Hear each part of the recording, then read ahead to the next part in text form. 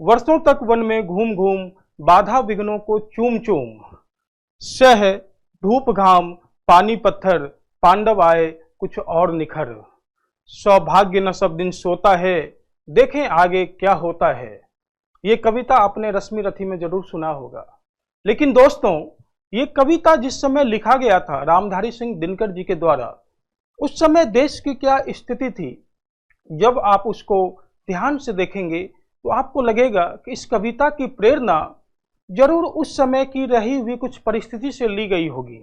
वैसे कहा जाता है कि इसकी प्रेरणा महाभारत से ली गई थी, लेकिन मैं आपको भारत के उस परिस्थिति का दर्शन कराता हूं जो आजादी के बाद की है। आजादी के बाद की एक ऐसी स्थिति है कि जब समाज के विभिन्न जो लोग हैं, चाहे वो महिला हो या फिर गरीब किसान हो या व्यापारी हो या आदिवासी समाज हो या फिर छोटे छोटे कार्य करने वाले मजदूर हों, उनकी स्थिति बड़ी भयावह है और वो भूमिहीन है, शिक्षा व्यवस्था लाचार है, खाने को अन्न नहीं है, देश की परिस्थिति बड़ी भयावह है।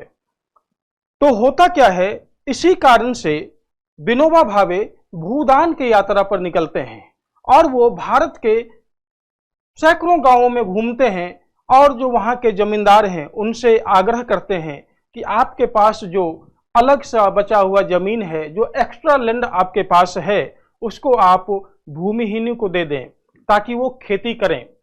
और इस प्रकार से शुरू होता है भूमिदान यात्रा। दोस्तों, सर्वप्रथम विनोबा भावे जी को 1951 में भूमि मिला था, जो कि दान में मिला था तेलंगाना के पोचमपल्ली गांव में 18 अप्रैल 1951 में। और 1952 में रश्मि रथी की एक कविता लिखी जाती है, वर्षों तक वन में घूम घूम बाधा विघ्नों को चूम चूम।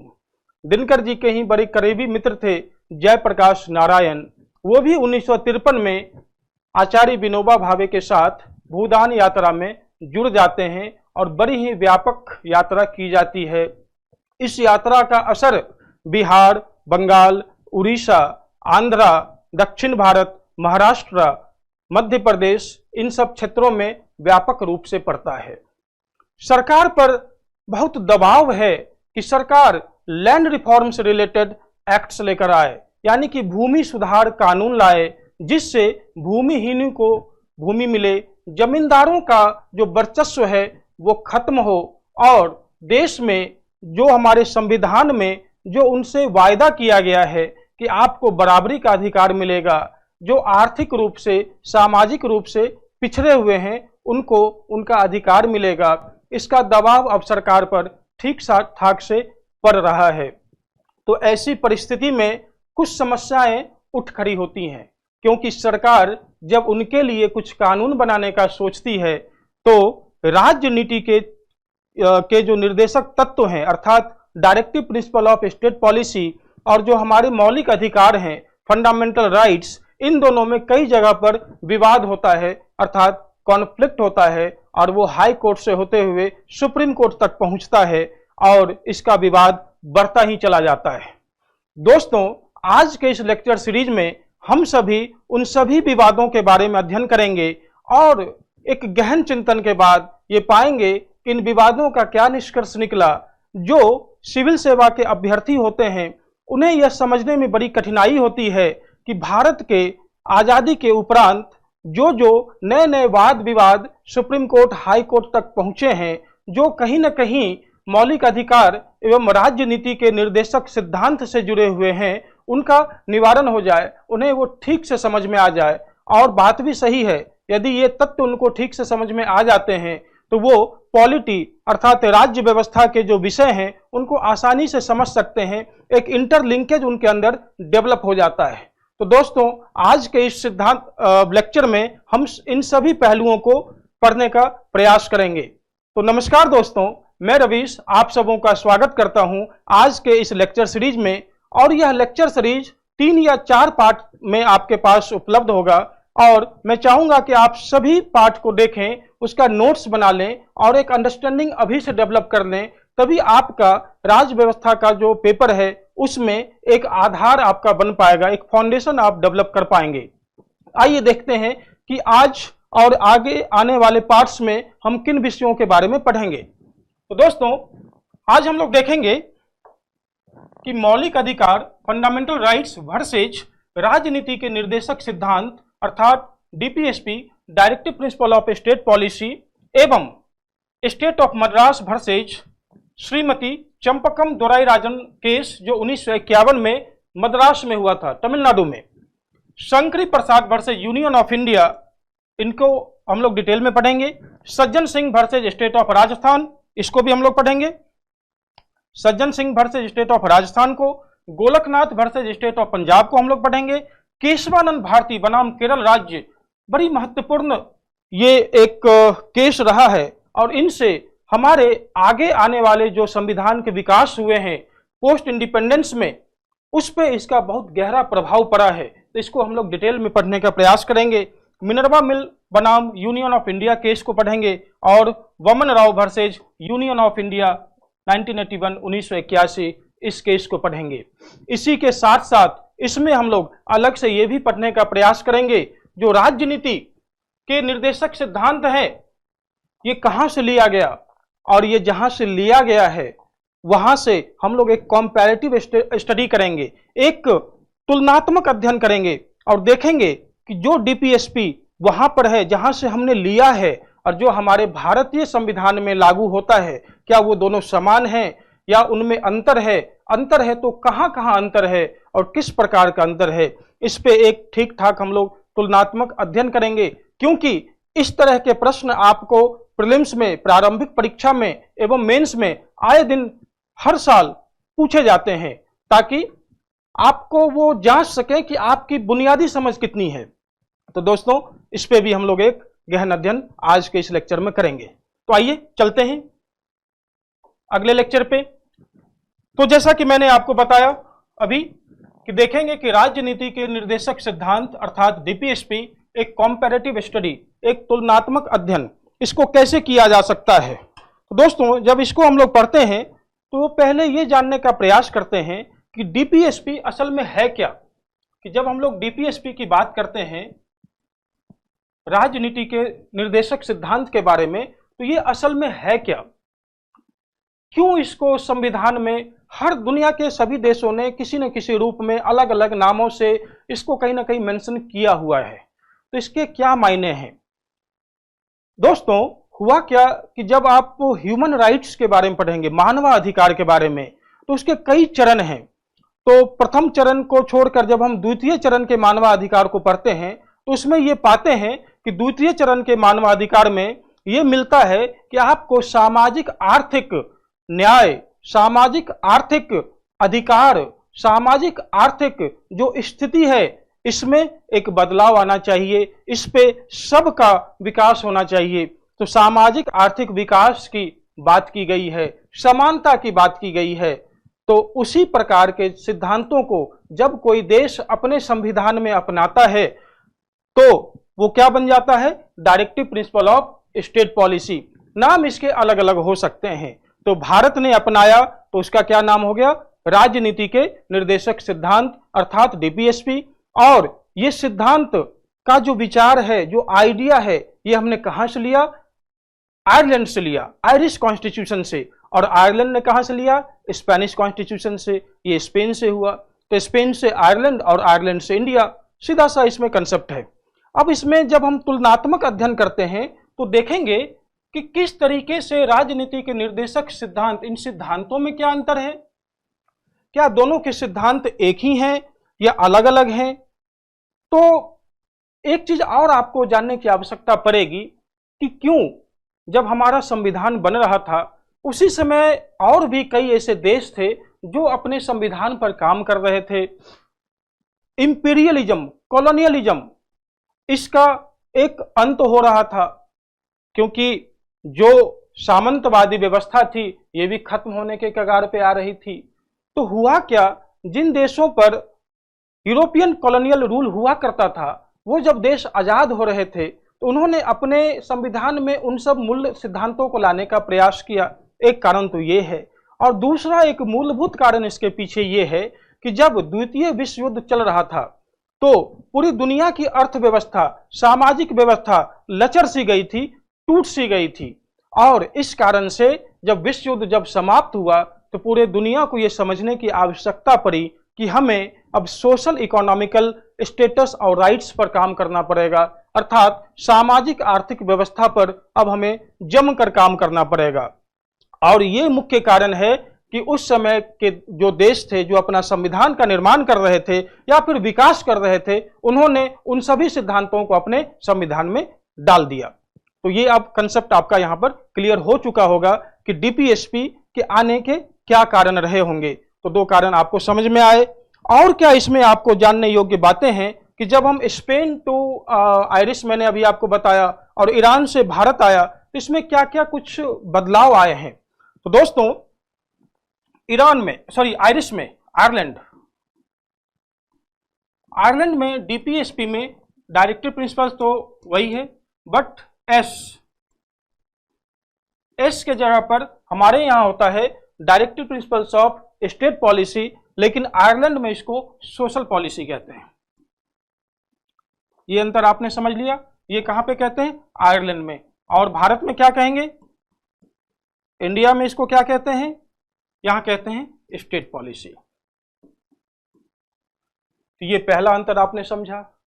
अब यहां पर केवल शब्द का अंतर नहीं है, ये सोशल हो गया, स्टेट हो गया। आपको लगेगा सर ये शब्द का ही तो अंतर है। नहीं, इसमें शब्द के अंतर से इसके पूरे कंसेप्ट में अंतर आ जाता है, इसकी पूरी प्रैक्टिकलिटी में अंतर आ जाती है कि कैसे लागू होगा, इसको उस संविधान में क्या दर्जा दिया गया है, क्या स्टेटस है, इसमें पूरा बदलाव आ जाता है इन दो शब्दों के बदलाव से। तो ये चीजें आपने समझ ली। तो दोस्तों, ये विचार करने की बात है कि जब हम इन सभी प्रिंसिपल्स के बारे में सोचते हैं तो क्या ये केवल प्रिंसिपल मात्र है या फिर राइट्स है?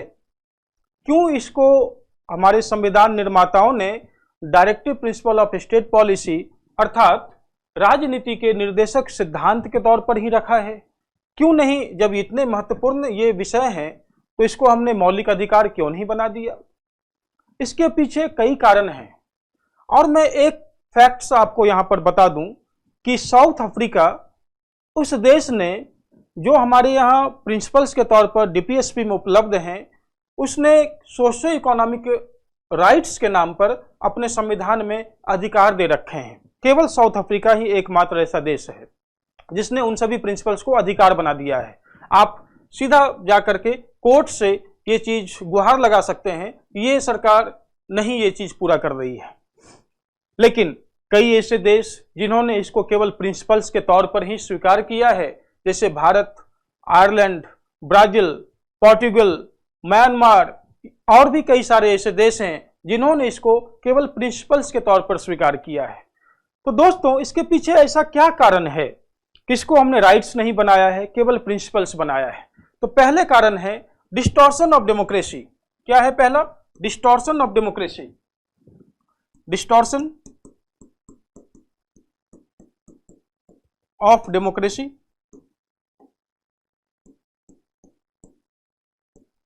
अर्थात विरूपण। किसका विरूपण? लोकतंत्र का विरूपण। लोकतंत्र का विरूपण। ये कैसे हो जाएगा? यदि हम इसको राइट्स बना दें तो लोकतंत्र का विरूपण कैसे हो जाएगा? ये सोचना है। कैसे हो जाएगा वो मैं बताता हूं। जो डेमोक्रेसी में सरकारें चुनकर आती हैं वो चुनाव के माध्यम से आती है, उनका इलेक्शन होता है, एक लोकतांत्रिक माध्यम से उनका चुनाव किया जाता है। और जब उस प्रिंसिपल को हम राइट्स बना देंगे तो उस पे किसका फिर वो उसके गार्जियन कौन हो जाएंगे? फिर कोर्ट हो जाएगा। और कोर्ट अनइलेक्टेड बॉडी होता है। इससे क्या हो जाएगा? कोर्ट को हम बहुत ज्यादा पावरफुल बना देंगे तो बैलेंस ऑफ पावर बिगड़ जाएगा। एक कारण ये है, आपने समझ लिया। दूसरा, लोकतंत्र का मतलब ही क्या है? लोकतंत्र का मतलब ही यही है कि हमें आर्थिक, सामाजिक, राजनीतिक, सांस्कृतिक जो हमारे लोग हैं उनका इन सभी मायनों में उनका विकास करना है। कि जब लोकतंत्र के माध्यम से सरकार चुना जाए और वो इस काम को नहीं कर पाए तो फिर लोकतंत्र का क्या मतलब होता है? तो इस कारण से इसको हमने प्रिंसिपल्स ही बनाकर रखा हुआ है, ना कि इसको हमने राइट्स बना दिया। और एक कारण मैंने बता दिया, और ये राइट्स यदि बन जाएगा तो अनवांटेड कंट्रोल हो जाएगा जुडिशरी का, किस पर? सरकार पर। यानी कि जो न्यायपालिका है उसका अनवांटेड कंट्रोल हो जाएगा किस पर? सरकार पर हो जाएगा, और इससे एक बैलेंस ऑफ पावर जो होना चाहिए वो बिगड़ जाएगा। यही कारण है कि लोकतांत्रिक सरकारों में अधिकतर इसको राइट्स नहीं बनाकर प्रिंसिपल्स के तौर पर स्वीकार किया गया है। क्लैरिटी हो गई इस कंसेप्ट में। दोस्तों, अब आगे बढ़ते हुए हम लोग देखते हैं कि आयरिश कॉन्स्टिट्यूशन और इंडियन कॉन्स्टिट्यूशन में जो डीपीएसपी है, यानी कि वहां पर जो डायरेक्टिव प्रिंसिपल ऑफ क्या है? सोशल पॉलिसी, और भारत में क्या है? Directive principle of state policy. इन दोनों में कुछ समानताएं हैं, क्या है? तो जब आप आर्टिकल 39 पढ़ेंगे भारत का और आर्टिकल 45(2) पढ़ेंगे आयरिश कॉन्स्टिट्यूशन का, दोनों डिट्टो सेम है। Article 39 of India and article 45(2), article 39 Bharat का और आर्टिकल 45(2) किसका? आयरिश कॉन्स्टिट्यूशन, आयरलैंड का। ये दोनों डिट्टो सेम है, यानी कि उसके मूल सिद्धांत तो बराबर हैं, शब्दों में हेरफेर है। तो इस कारण से आप समझ सकते हैं कि किस तरीके से कंपैरेटिव स्टडी किया जाता है एक संविधान का दूसरे संविधान से। तो ये आपने समझ लिया। आगे दोस्तों, जब मैं बात करूं इस विषय पे, तो एक विषय मैं आपके सामने और रखना चाहता हूं कि वो बड़ी महत्वपूर्ण विषय है। इस संदर्भ में मैं चाहता हूं आपके साथ चर्चा करूं। आयरिश डीपीएसपी क्या है? Social policy. वो एक सोशल नाम तो लगा हुआ है, लेकिन सोशल से कई ज्यादा हटकर उसमें जो एक अवधारणा बनाई गई है वो इकोनॉमिकल अधिक है। आप जब आयरिश कॉन्स्टिट्यूशन के डीपीएसपी को पढ़ेंगे, उसमें प्राइवेट इंटरप्राइजेस की बात की गई है, उसमें कॉरपोरेट की बात की गई है, उसमें कॉमर्स की बात की गई है। तो वो सोशल नाम होते हुए भी इकोनॉमी की तरफ ज्यादा उनका झुकाव है। लेकिन हमारे यहाँ स्टेट पॉलिसी है, हमारे यहाँ DPSP is a matter of governance. हमारे यहाँ एक व्यवस्था के तौर पर इसको देखा जाता है। हमारे यहाँ सरकार की कार्य करने की जो व्यवस्था है, कार्यकारिणी व्यवस्था है, ये उस व्यवस्था के तौर पर डीपीएसपी को देखा जाता है। इसलिए भारत के डीपीएसपी का जो विस्तार है वो बहुत व्यापक है। ये भी आपने अंतर समझ लिया। तो इसमें जब आप एक चीज और विचार तरीके से देखेंगे, तो डीपीएसपी में जो एक लैंग्वेज यूज किया गया है आयरिश कॉन्स्टिट्यूशन में, तो आयरिश कॉन्स्टिट्यूशन का जो लीगल टर्म है उसमें लिखा गया है कि shall not be cognizable, shall not be cognizable by any court, shall not be कॉग्निजिएबल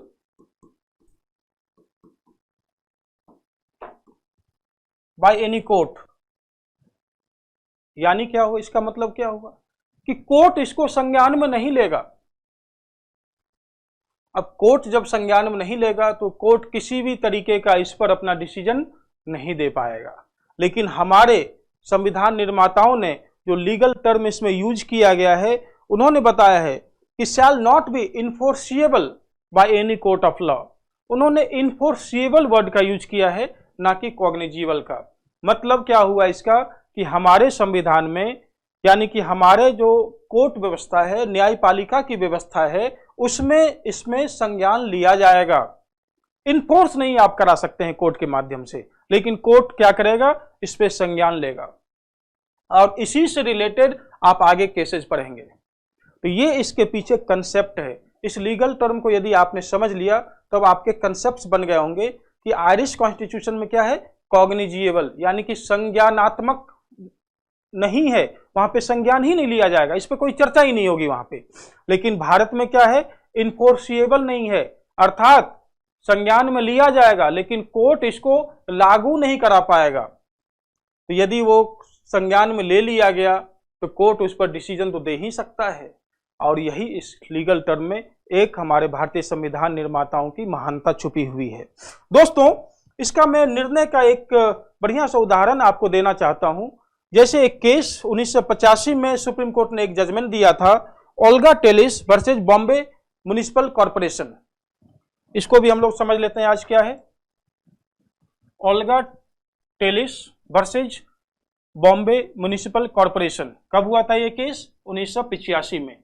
और इस केस में क्या हुआ था कि जो सड़क पर सोते थे, स्लम ड्वेलर्स थे, म्युनिसिपल कॉरपोरेशन ने उनको बोला कि आपका जो स्ट्रक्चर है, जो छोटे मोटे दुकान वो खोल रखे होते हैं या वहां रहते हैं, कि आप ये यहां से उठकर कहीं और चले जाओ।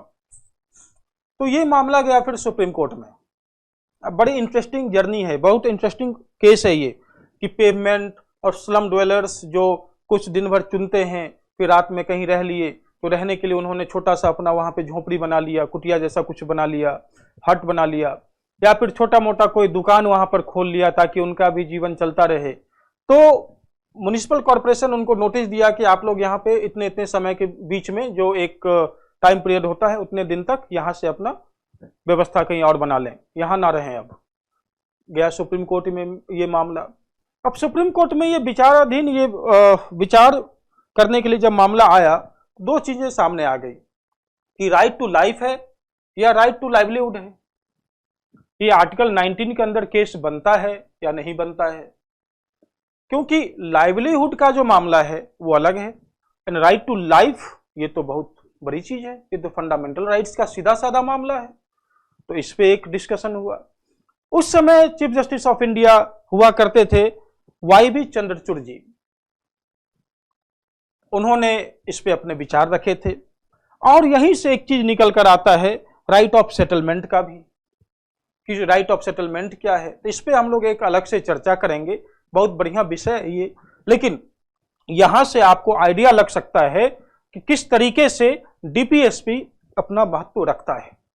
तो दोस्तों, अगले लेक्चर में हम सभी डिस्कस करेंगे चंपकम दोरायराजन केस के बारे में और शंकरी प्रसाद केस के बारे में।